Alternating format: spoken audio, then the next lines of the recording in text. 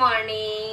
দেখেছো সকাল সকাল কিন্তু চা হয়ে গেছে, চা। কিন্তু এই চা দিয়েই দিনটা শুরু করলাম। আর বাবু চা খেয়ে অনেক সকালবেলা বেরিয়ে গেছে। আজকে অনেক কাজ, বুঝেছো। আজকে হচ্ছে বৃহস্পতিবার। বৃহস্পতিবারের সকাল মানে বুঝতেই পারো, আবার তার মধ্যে এক্সট্রা কাজ হচ্ছে ঠাকুর দেওয়া। আর বৃহস্পতিবারে ঠাকুর দেওয়া তো অনেকটাই, তাই না? তাই বাবু সকাল সকাল বেরিয়ে গেছে, দোকানের লোকজন ছেড়ে ঠেড়ে তারপরেও বৃহস্পতিবারে ফুল মালা সব নিয়ে আসবে। আর কি রান্না হচ্ছে দেখে নাও একবার। দেখো আজকে রান্না হবে হলো চিংড়ি মাছ দিয়ে মোচার ঘন্ট। কে কে ভালো খাও প্লিজ কমেন্টস করে জানিয়ে ফেলো। তার জন্য আমি মোচাটাকে কি করেছি বলো তো, ভালোভাবে কেটে নিয়ে তারপরে এটাকে নুন আর হলুদ দিয়ে জাস্ট দুটো সিটি মেরে এই ঝুড়িটার মধ্যে জল ঝরতে দিয়ে দিয়েছি। জাস্ট দুটো সিটি মেরেছি, কিন্তু খুব বেশি কিন্তু সিটি মারেনি, যাতে গলে পাক হয়ে যায়। আর যেটা মেন জিনিস মোচার দিয়ে চিংড়ির ঘন্ট রান্না করতে যেটা লাগবে, চিংড়ি মাছ। তার জন্য এই যে দেখো সুন্দর সুন্দর চিংড়ি মাছ ভালো করে পরিষ্কার করে ধুয়ে এই বাটিটার মধ্যে রেখে দিয়েছি। এবার এটাকে নুন হলুদ দিয়ে মাখবো আর কি, মেখে তারপরে ভাজবো। আর কি রান্না হবে বলো তো, আর হবে হলো বাচা মাছের ঝোল।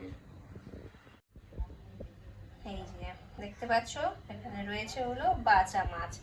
বাচা মাছের ঝোল হবে। আর দু পিস আর মাছও রয়ে গেছে, এই যে দেখো আর মাছ। বাচা মাছের ঝোল হবে, আর হবে হলো আর মাছ, দু পিস আর মাছ হবে বলছি, কি বাচা মাছের ঝোলই হবে বলতে পারো। ব্যাস। তো চলো বন্ধুরা, আমি বাকি কাজকর্মগুলো সেরে তারপরে রান্না করে আসছি। দেখো তোমাদের বললাম যে বাচা মাছ হবে, সরি, কিন্তু আজকে বাচা মাছ হবে না, হবে হলো শিং মাছ। শিং মাছ।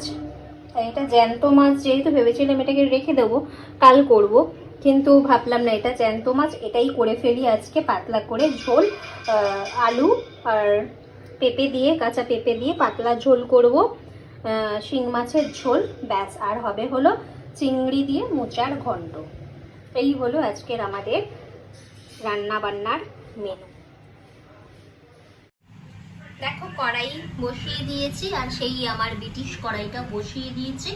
কারণ হলো এর মধ্যে না একটু তেল ছিল, কালকে রাত্রিবেলা পেঁয়াজি ভেজেছিলাম, সেই তেলটা ছিল। ওই তেলের মধ্যেই মোচার ঘন্টটা করে নেব। তার জন্য আমি আলু কেটে নিয়েছি, সেই আলুগুলোকে দিয়ে পুরো ভেজে একটুখানি তুলে নেব। আলুগুলো একটু ছোটো ছোটো করে কেটে নিয়েছি। এবার এর মধ্যে একটুখানি হলুদ, সামান্য, বেশি না,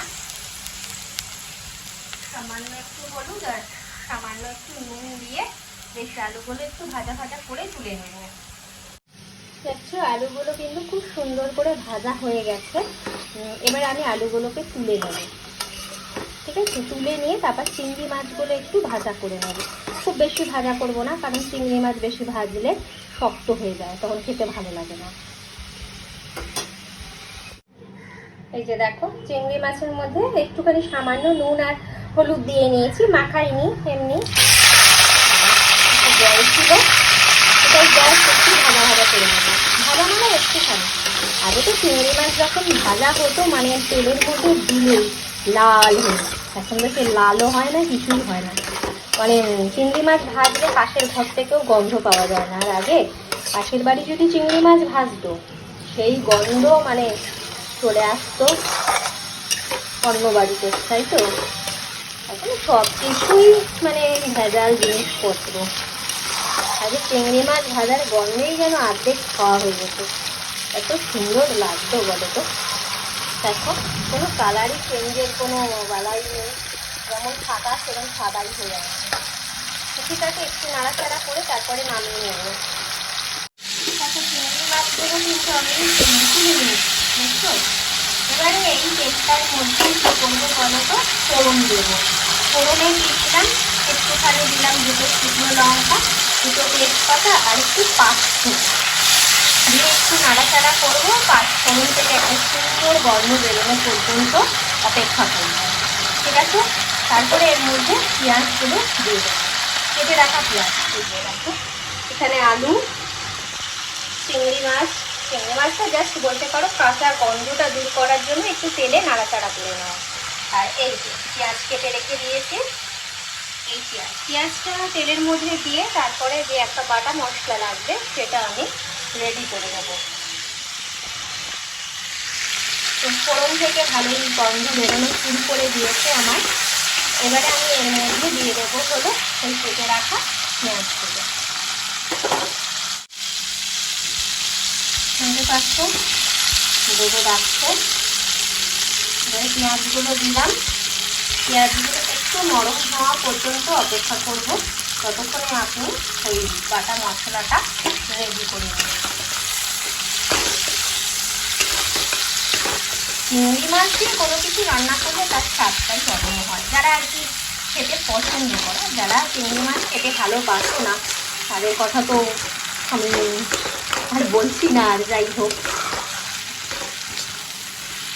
তবে এদেশীয়রা নাকি মানে ঘটিরা নাকি চিংড়ি মাছ খায়, ওদের প্রিয়। কিন্তু আমার বর জানো চিংড়ি মাছ খাই না। যদি মালাইকারি করা হয় চিংড়ি মাছের মালাইকারি, তাহলে একটু গ্রেভিটা খাবে, কিন্তু চিংড়ি মাছ খায় না।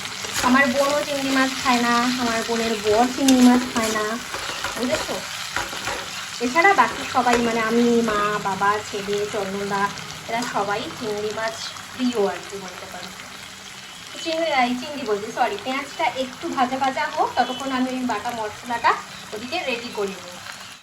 দেখো মিক্সির বাটির মধ্যে সব একেবারে দিয়ে দিয়েছি, এগুলো একদম পেস্ট করে নেবো সব একসাথে, তাই আলাদা আলাদা করলাম না। এর মধ্যে রয়েছে হলো টমেটো, আদা, রসুন আর গোটা গরম মশলা, ঠিক আছে?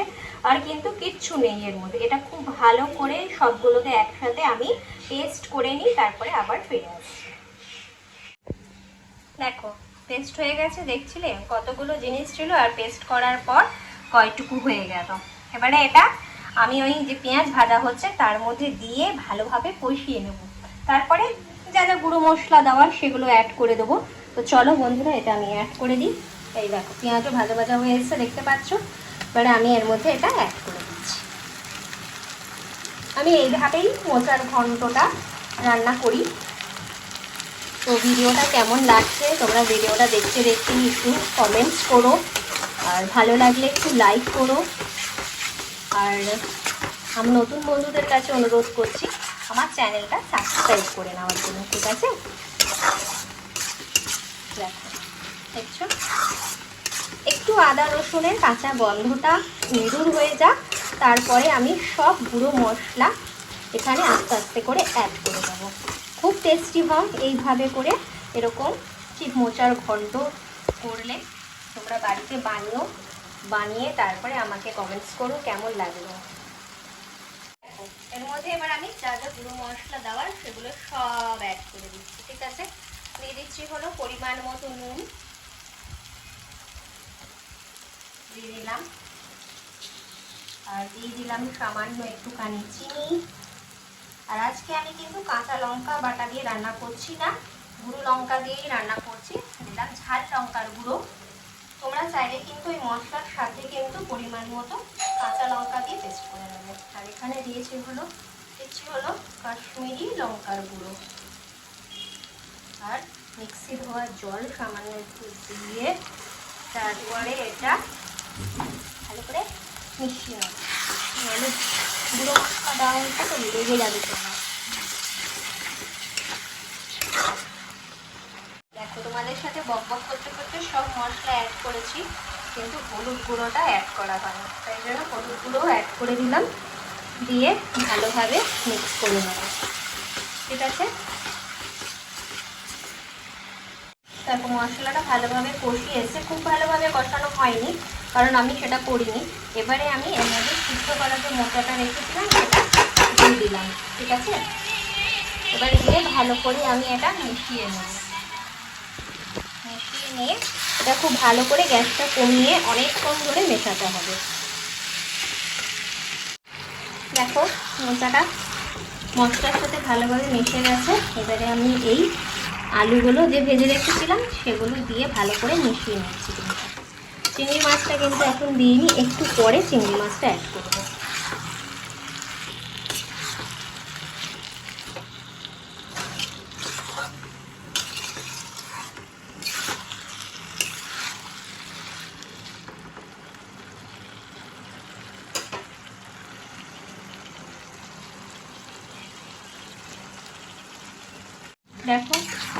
ভালোভাবেই আলু আর মোচা একদম মশলার সাথে মাখো মাখো হয়ে গেছে।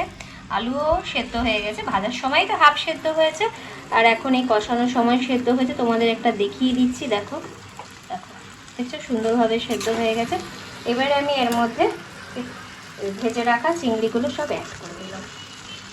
ব্যাস, একটু নাড়ানাড়ি করব, তার মধ্যে ঘি আর সামান্য একটু গরম মশলা দেবো, তাহলেই হয়ে গেল আমার আজকে চিংড়ি দিয়ে মোচার ঘন্ট। তো কেমন লাগলো এটা অবশ্যই জানিও তোমরা। এই ক্যামেরাই দেখে যাচ্ছে রে ভগবান, এইদিকে চাই। সুন্দর করে বেশ মিক্স করে নিয়েছি।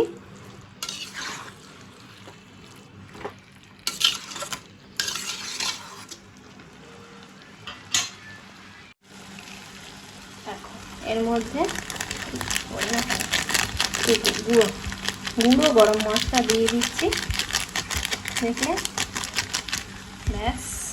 আর দিয়ে দেবো হলো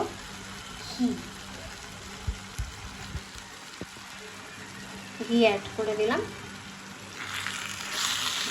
এবার একটু মিক্স করে তারপর নামিয়ে নেবো।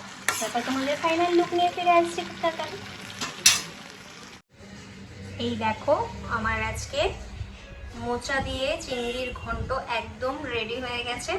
কেমন লাগলো তোমরা সেটা অবশ্যই জানিও। আজকের ভিডিওটা আমি এখানেই শেষ করে দিচ্ছি।